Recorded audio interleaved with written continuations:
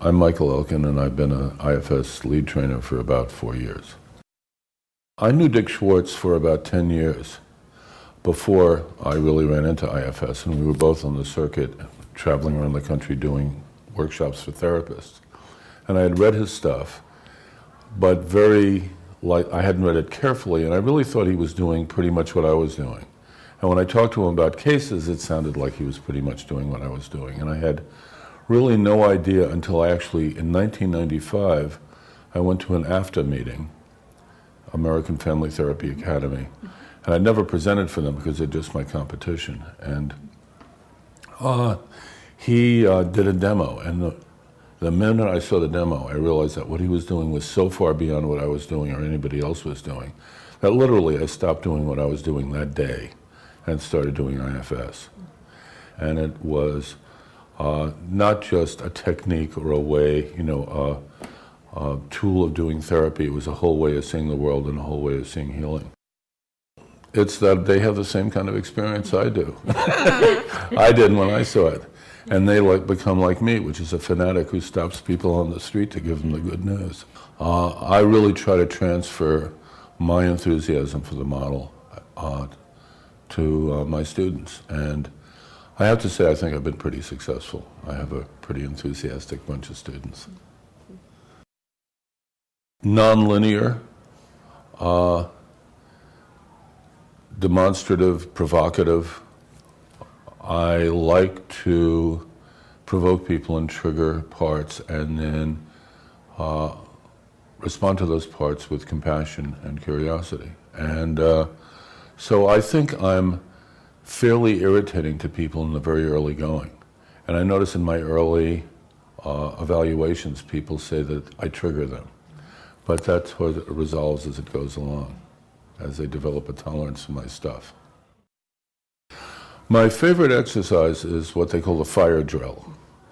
And the fire drill is when one of the trainees trains another trainee to become their most irritating or triggering client or companion or partner, and then to learn the skill of recognizing and addressing and convincing the parts that get triggered by that person to unblend, to move back, to ease out of their field. And as that happens, they become totally aware of how much clearer and more competent and they feel in addressing that, until they find that they can address things that drove them crazy 15 minutes ago with compassion and curiosity.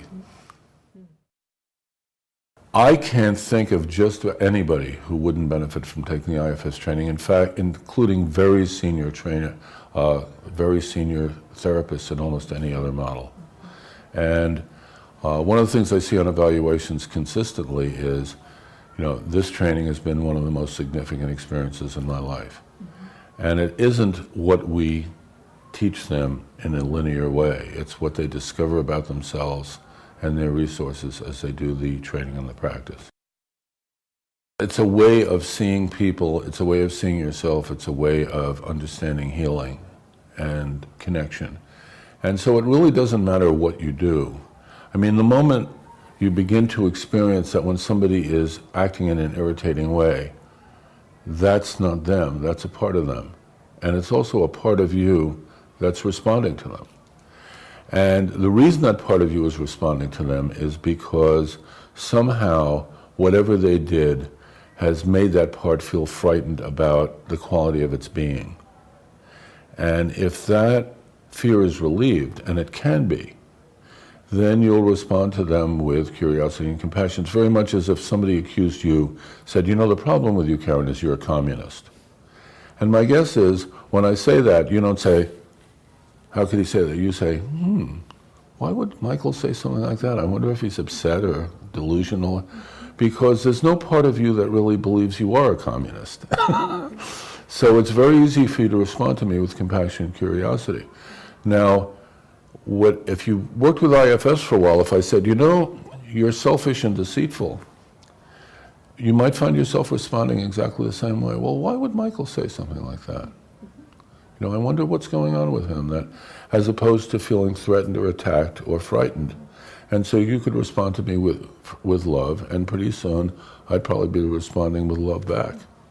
I have a standard that I can hold up against the quality of my presence that'll inform me as to whether I'm where I need to be or whether I'm not. And if a client responds to me in a way that is not the way I expect or the way I think is useful, I immediately can go inside and find how to adjust my own way of being and my own level of consciousness so that I can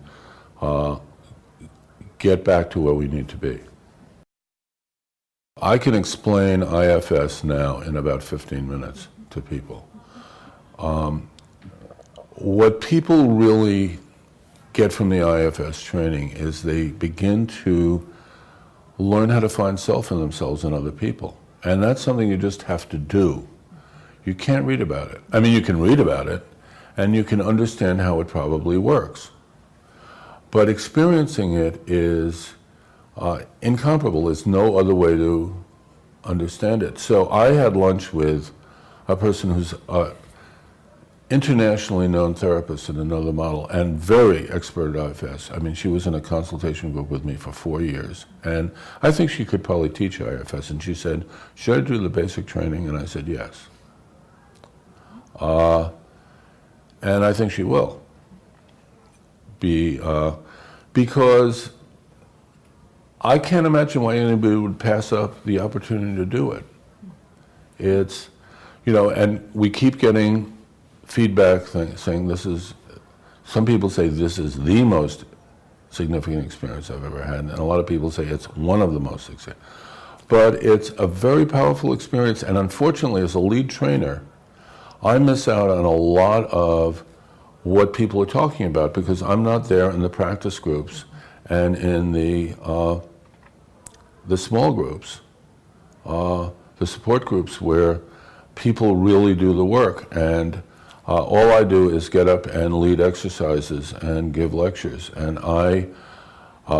frankly, I really envy the PAs who get to sit with people while they're learning the model and wrestling with practicing with it and wrestling with being experts in their way of working and have 20 and 30 years experience in doing therapy, and also being a beginner again and learning to get the parts of them that need to be right and need to be expert and need to be competent to sit back and just let them be willing to learn, and the richness that comes out of that. And I miss out on that.